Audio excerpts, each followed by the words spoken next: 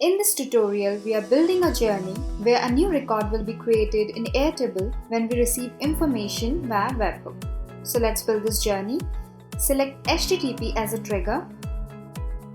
Then choose New Request on HTTP link as a trigger event. Provide the webhook name.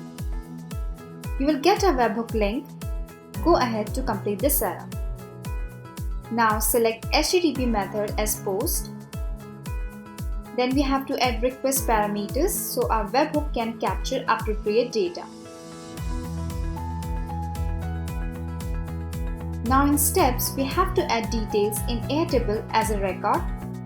For that, select Airtable. Next, choose Create Record as action. Select an existing connection, then click on Link an account. Here, we have to add table-specific data. To add app ID, click on the link in the app ID description.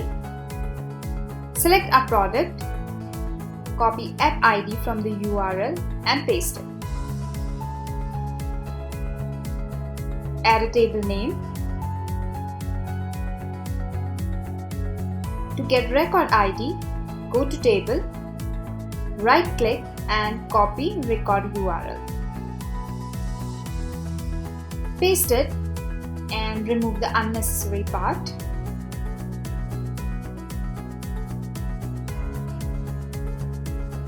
Now add fields from webhook app data.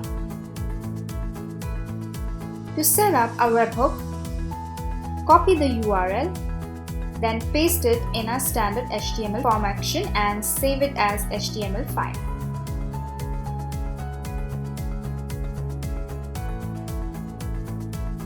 Then open it using the browser.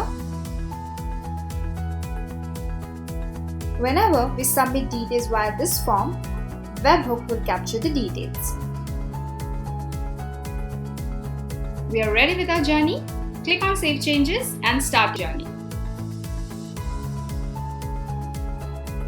Now, enter the details and submit the form.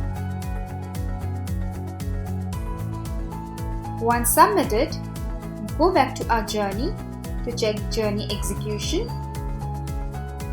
It is executed successfully. Now go to Airtable. As we can see, a new entry has been added to Airtable row as per the details submitted.